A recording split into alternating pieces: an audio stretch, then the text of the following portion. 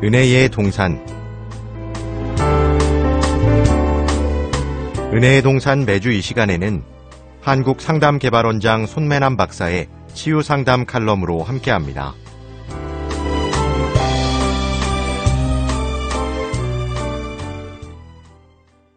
안녕하세요. 인정사정 볼 것 없이 행동해도 병이다. 지난 시간에 이제 반사회적 성격장애에 대해서 얘기했는데 오늘도 연이어서 계속을 하겠습니다. 지난 시간에 우리가 얘기한 것은 반사회성 성격장애의 그 특징 중에 하나가 범법적인 행위를 해도 어떤 양심의 가책을 느끼지 않는다. 그래서 그런 사례를 얘기하다 보니까 벌써 시간이 지났어요. 그래서 오늘 이제 두 번째 시간을 맞이했는데요.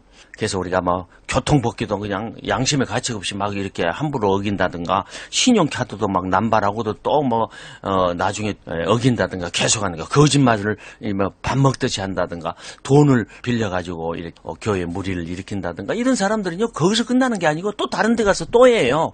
이런 사람들은 반사회적 성격 장애의 요소가 많이 있습니다. 그러니까 우리가 이제 교회에서 좀 조심하라는 거고요.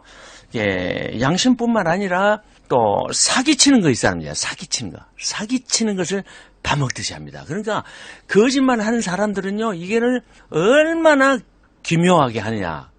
돈을 빌릴 때도 꼭 3일만 쓰고 준다. 그러죠.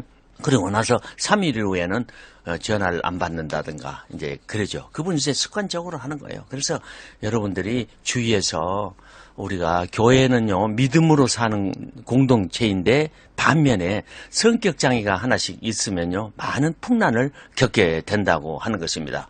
어떤 분은요 교회에 그 건축을 한다는 얘기를 듣고 어떤 분이 침입을 해가지고 하나님께서 나에게 큰 선물을 하나 준 건데 이런 집을 한 채를 나한테 주었다.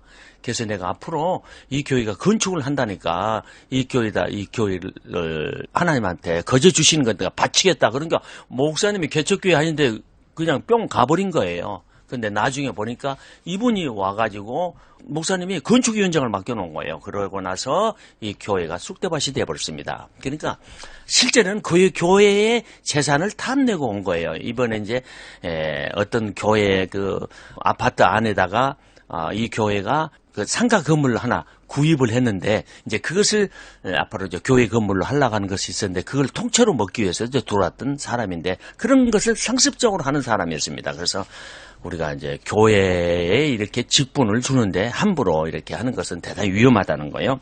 자, 그 다음에 이제 우리가 반사회적 성격 장애 하면서 이제 얘기가 이제 상당히 길어집니다만, 충동적으로 행동하는, 계획성 없이 충동적으로 행동하는 거예요. 그러니까 흔히 이런 사람들 있죠. 이런 사람들은 직장 생활을 못 합니다. 할 수가 없어요. 공동체 생활을 할 수가 없어요. 그냥 그래서 직장을 떠돌이 하는 거예요. 떠돌이 하다가 결국, 누구한테 돈을 달라고 하냐. 부모한테 돈 내놔라. 또 뭐 어디 초상집 가서도 돈 내놔라. 결혼식장 가서도 뭐 이렇게 돈 뜯어내는 거예요. 무자비하게 그냥 뭐 매형 돈 내놔. 형님, 형수 돈 내놔. 뭐 이렇게 일정한 직업도 없이 막 이렇게 충동적으로 막 협박하고 하는 것도 다 이 반사회성 성격 장애자들이 행동을 취하는 하나의 행위입니다. 그래서 계속적으로 이제 거짓말도 하고요. 또 가명을 사용하는 사람들 많죠.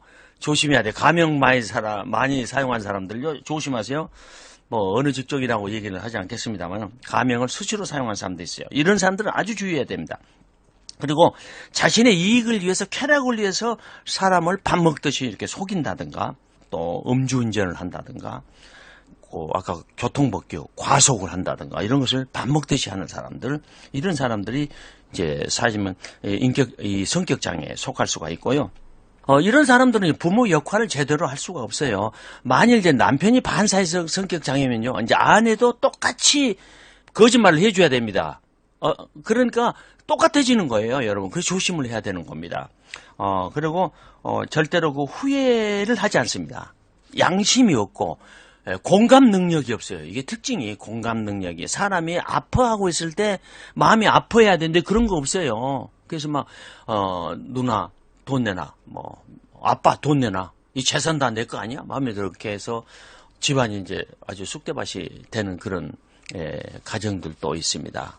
그래서 우리가 반사회적 성격 장애를 가지고 있을 때 그렇게 되면 가정이 엮이는 가정이 되잖아요. 그럼 엮이는 가정이 되면은 결국 문제가 상당히 이제 심각해진다고 하는 것입니다. 그래서 우리들이 반사회적 성격 장애를 지닐 때 주의를 해야 되려면 뭐냐? 그래서 이제 성격 장애를 우리가 좀 알아야죠. 진단을 좀 해야 되는데 진단 기준을 제가 7가지 얘기를 하겠습니다. 7가지인데 거기서 3가지만 해당이 돼도 반사회적 우리가 성격 장애로 우리가 진단이 될 수가 있습니다. 그래서 전문가를 상담을 한다든가 아니면요 이런 분을 상담하기가 상당히 어렵습니다. 그래서 반사회적 성격 장애는 치유할 수 없다는 그런 견해도 있고요.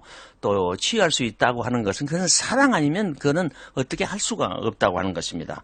제가 이제 7가지 얘기 들을 때 이제 3가지가 해당되면은 반사회적 성격 장애로 진단을 할 수가 있습니다. 그래서 잘 들어보세요. 첫 번째는요, 법에 어긋나는 행동을 반복하는 거예요. 그리고 두 번째는 남을 잘 속이고요. 왜냐하면 속이냐면 자기 이익을 위해서, 쾌락을 위해서 남을 속이는 거야. 거짓말 하는 거죠. 그리고 3번째는 충동적이고 미리 세워놓는 계획을 따르지 않아요. 그런 거 필요 없어요. 그때부터 자기 욕구에 따라 충동적인 행동을 하고 화를 잘 내고요. 공격적이고 싸움과 폭행을 자주 저지릅니다. 폭행. 그리고 자신이나 다른 사람의 안전을 고려하지도 않고 부주의하게 그냥 행동하는 거예요. 남의 처지를 생각하지 않은 거예요. 그래서 제가 인정사정 없이 행동해도 병이다 그렇게 표현을 했잖아요. 그 다음에 책임감이 없습니다. 말은 맡은 일을 제대로 처리하지 못해요. 그러니까 직장생활 못하는 거예요. 그리고 이제 부채가 있으면은 상환하기로 한 약속을 지키지 못합니다. 그래서 이제 신용불량자라든가 이런 것들도 이제 반사회적 성격에 속할 수가 있으니까 우리가 주의를 해야 된다는 거고요. 그 다음에 7번째는 양심의 가책을 못 느낍니다. 그래서 남에게 상처를 주거나 부적절하게 행동을 하라고 또 도둑질도 하고도 거리낌 없이 자기가 하는 행동을 다 합리화시킨다고 하는 거예요. 그래서 우리가 반사회적 성격 장애가 교회 안에도 우리가 얼마든지 침투할 수가 있고 우리 주위에도 있을 수가 있다고 하는 거예요. 그래서 어렸을 때부터 그래서 부모의 사랑과 그리고 교육 이런 것이 얼마나 중요하다는 걸 깨달아야 됩니다. 잘못했을 때 이게 잘못을 깨달아 줘야 된다고 하거든요. 그러나 아이를 체벌하는 것 대단히 그건 위험성이 많다고 하는 거예요. 그래서 늘 아이들의 잘못을 우리가 가리키면서 사랑으로 아이를 가리켜야지 사랑이 없는 체벌은 나중에 큰 문제를 야기시킬 수가 있다고 하는 것입니다. 그래서 이제 우리들이 반사회적 이제 성격 장애제를 우리가 논의할 때 이제 주의를 해야 되는 것은 어렸을 때 사랑의 결핍이라든가 또 부모가 일관성이 없이 아이를 갖다가 교육했을 때 일관성이 꼭 있어야 된다는 거, 사랑이 필요하다는 거, 부모의 심한 배척이라든가 이런 것 때문에 우리 신창원이니 여러분들 반사회적 성격장애 신문에 나왔던 들 보면요 어렸을 때 수치를 당했다는 학대를 받았다든가 그런 거 있거든요. 그리고 부모가 상실했을 때. 그래서 인간은요 끄집없는 욕구가 사랑받고자 하는 욕구예요. 아이들은 끄집없는 사랑을 받고자 하는 욕구. 부부간에도 마찬가지죠. 끄집없는 사랑을 우리가 줘야 되죠. 그래서 사랑이 결국은요 반사회적 성격장애도 치유할 수가 있다는 것입니다. 감사합니다. 오늘도 좋은 하루가 되시기를 바랍니다.